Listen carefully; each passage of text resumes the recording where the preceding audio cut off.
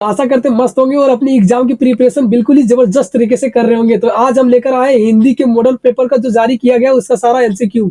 तो जितने भी सारा ऑब्जेक्टिव क्वेश्चन दिया गया हम आपके सामने सब एक एक करके बताते जाएंगे और आप भी इसका आंसर निकालते जाइएगा।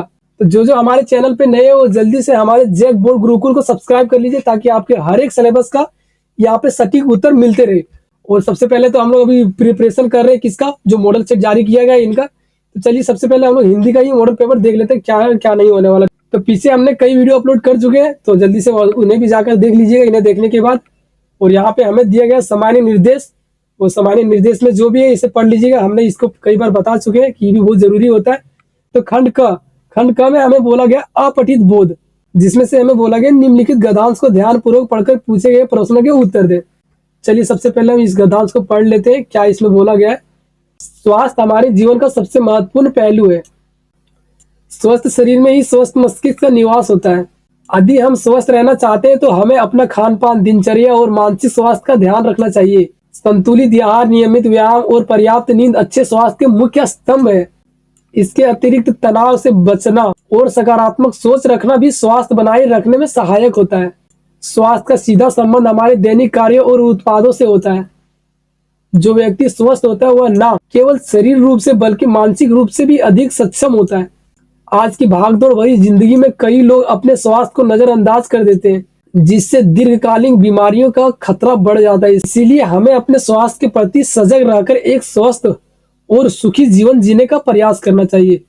इसमें हमें बोला गया है मस्तिष्क के बारे में और हमारे शरीर के बारे में, जिसे स्वस्थ रखना कितनी ज्यादा इम्पैक्टफुल होती है हमारे लिए। क्वेश्चन 1 में हमसे पूछा गया स्वस्थ जीवन जीने के लिए गद्यांश में किन मुख्य स्तंभों का उल्लेख किया गया है।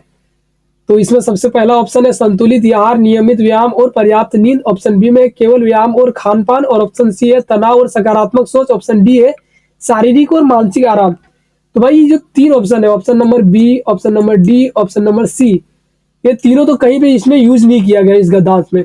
तो इसका जो सटीक आंसर होने वाला है, इसका सटीक आंसर हो जाएगा हमारा ऑप्शन नंबर ये, संतुलित आहार, नियमित व्यायाम और पर्याप्त नींद। क्वेश्चन नंबर 2 में है स्वास्थ्य का सीधा संबंध किससे है। सामाजिक जीवन से, दैनिक कार्यों और उत्पादकता से, धन संपत्ति से, भागदौड़ भरी जिंदगी से।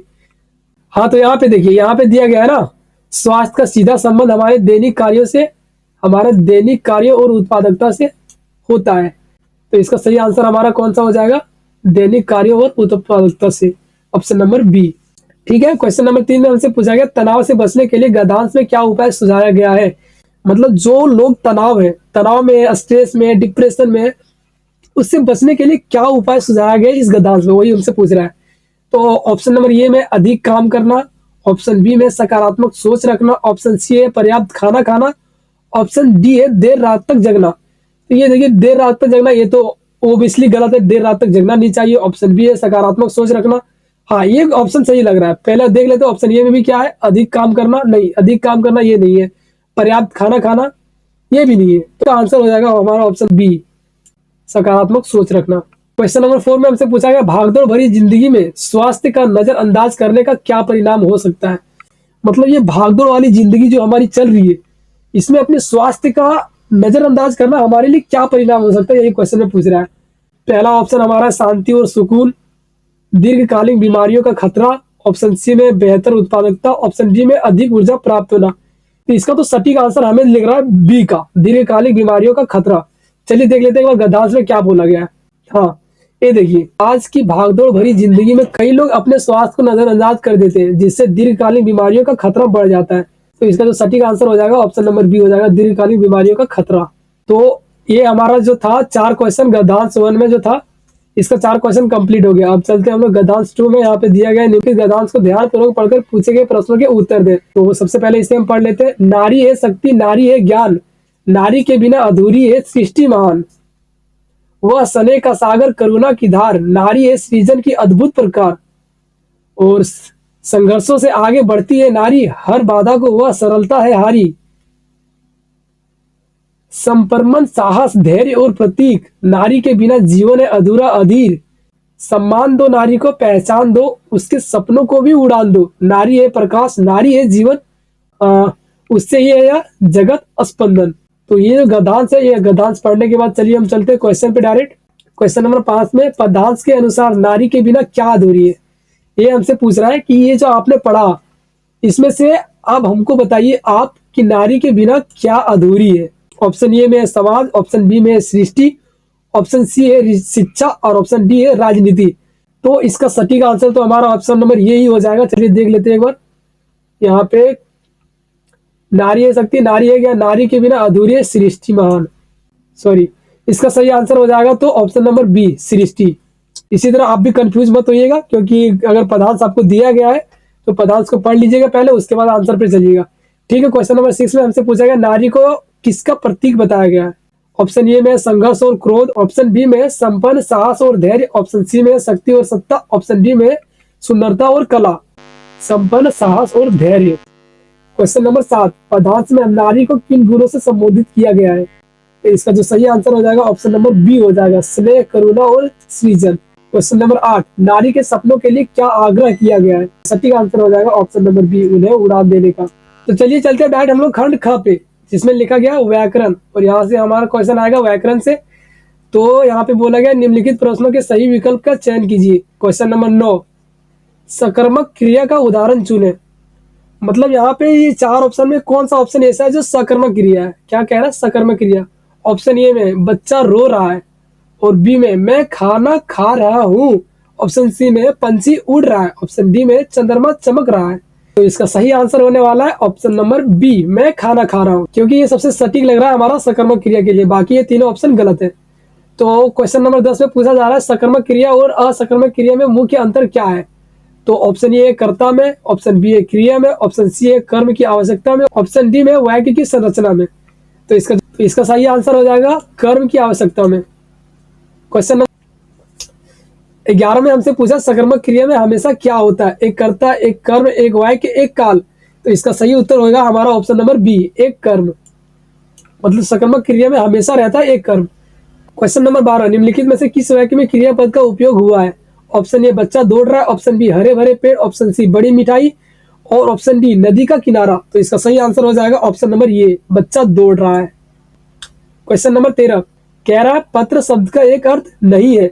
घबराना नहीं है ऐसे क्वेश्चंस को पढ़ के, यहाँ पे बोला गया नहीं है। तो ऑप्शन ए में पत्रिका, ऑप्शन बी में पत्ता, ऑप्शन सी में चिट्ठी, और ऑप्शन डी में पुस्तक। तो इसका सही आंसर हो जाएगा ऑप्शन नंबर डी, पुस्तक। 14, मुख्य शब्द का एक अर्थ क्या हो सकता है। ऑप्शन ए में चेहरा, ऑप्शन बी में द्वार, ऑप्शन सी है सिर, ऑप्शन डी है कंठ। तो इसका सही उत्तर हो जाएगा ऑप्शन नंबर ये, चेहरा। क्वेश्चन नंबर 15 आ गए हम लोग, और 15 में हमसे पूछ रहा है अवयव शब्द की परिभाषा क्या है, जो समय शब्द स्थान काल आदि में परिवर्तित करता है। और ऑप्शन बी में जो वाक्य में कार्य करता है, ऑप्शन सी में जो अपनी स्थिति या रूप में कभी नहीं बदलता, और ऑप्शन डी में जो वाक्य में संज्ञा के रूप में आता है। तो इसका सही उत्तर हो जाएगा ऑप्शन नंबर सी, जो अपनी स्थिति या रूप में कभी नहीं बदलता है। क्वेश्चन नंबर 16, वह जल्दी आया, वाक्य में जल्दी शब्द किस प्रकार का अवयव है। ऑप्शन ए कलवाचक अवयव, ऑप्शन बी है क्रिया विशेषण अवयव, ऑप्शन सी है स्थानवाचक अवयव, ऑप्शन डी है संबंधवाचक अवयव। तो इसका सही आंसर हो जाएगा ऑप्शन नंबर बी, क्रिया विशेषण अवयव। क्वेश्चन नंबर 17, राजमहल शब्द किस प्रकार का समास है।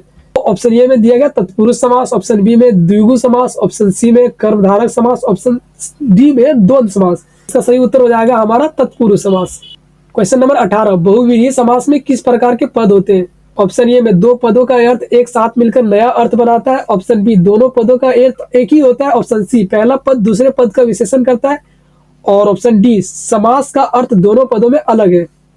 तो इसका सटीक आंसर हो जाएगा ऑप्शन नंबर डी, समास का अर्थ दोनों पदों से अलग होता है। क्वेश्चन नंबर 19, तुम स्कूल जाओ और मैं घर पर रहूंगा, इस वाक्य का प्रकार क्या है। ऑप्शन ए में सरल वाक्य, ऑप्शन बी में मिश्र वाक्य, ऑप्शन सी में संयुक्त वाक्य, ऑप्शन डी में विशेषण वाक्य। तो इसका सही उत्तर हो जाएगा हमारा ऑप्शन नंबर सी का, संयुक्त वाक्य। क्वेश्चन नंबर 20, मैंने उसे बुलाया क्योंकि वह देर से आया था, इस वाक्य में कौन सा वाक्य है। ऑप्शन ए में सरल वाक्य, ऑप्शन बी में मिश्र वाक्य, ऑप्शन सी में संयुक्त वाक्य, ऑप्शन डी में व्याख्यात्मक वाक्य। तो इसका सही उत्तर हो जाएगा ऑप्शन नंबर बी, मिश्र वाक्य।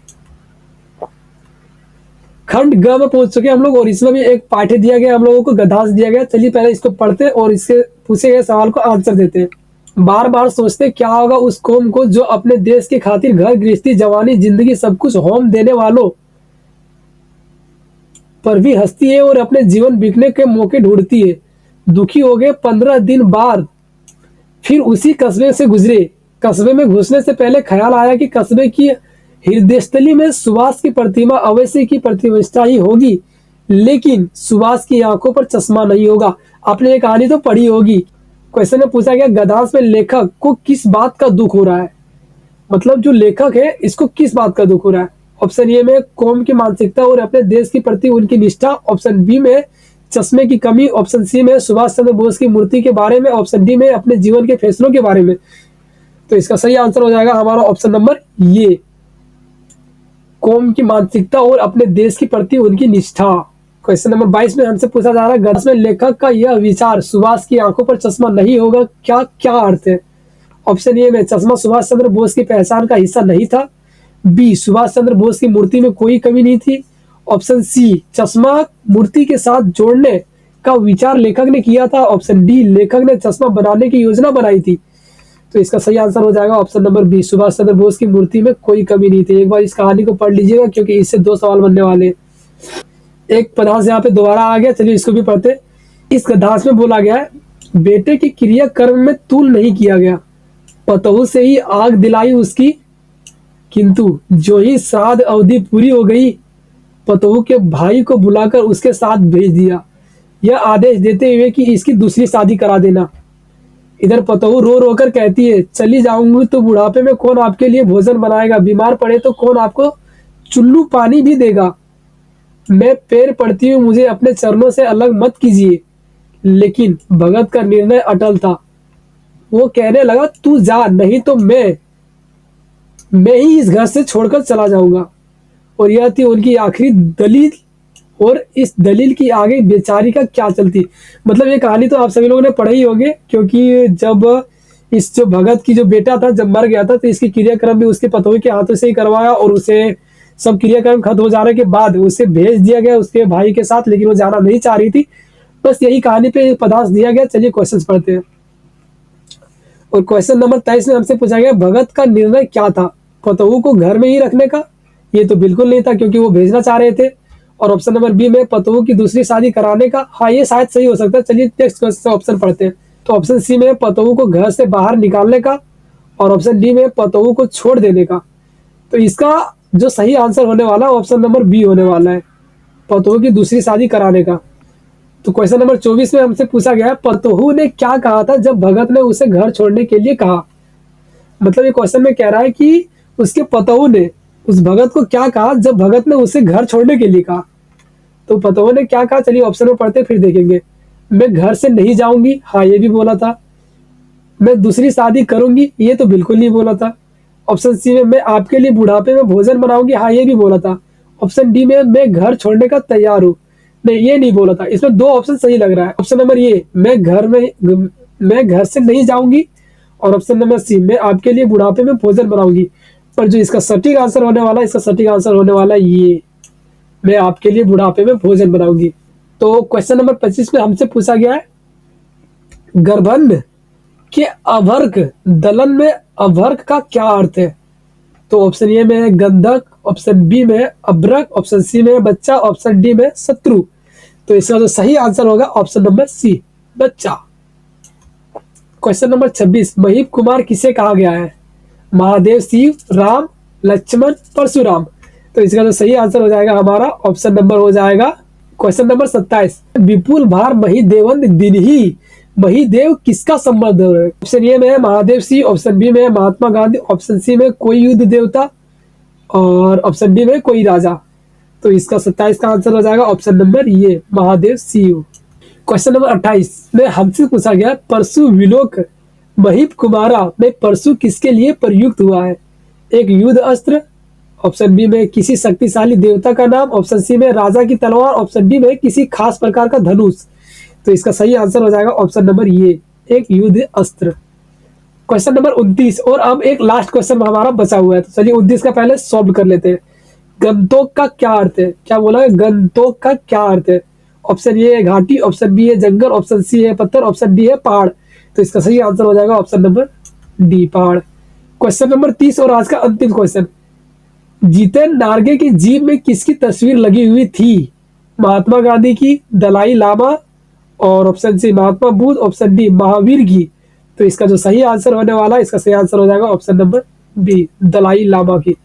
तो ये थी हमारी हिंदी की सारा ऑब्जेक्टिव क्वेश्चन, जिसका सारा आंसर बता ही दिए, और शायद आप सभी को समझ में आया होगा। और आपको एक चीज तो बता ही देता हूँ कि जो ये पदार्थ दिया गया, सबसे पहले आप इसको सटीक से और बिल्कुल ही ध्यान से पढ़िएगा, क्योंकि आपको प्रॉपर समय मिलेगा। अब सोल्यूशन तो पता चल ही गया, अब जल्दी से एक बार और भी रिवाइज भी कर लीजिएगा। वीडियो अच्छी लगी हो तो चैनल को सब्सक्राइब कर लीजिए, हमारे अपने जैक बोर्ड गुरुकुल को, और आपके आने वाले हर एक सिलेबस का यहाँ पे सॉल्यूशन मिलेंगे। तो जल्दी से सब्सक्राइब कर लीजिए। मिलते हैं नेक्स्ट वीडियो में, तब तक के लिए जय हिंद, जय भारत। एग्जाम में तहलका मचाते रहिए और फोड़ते रहिए।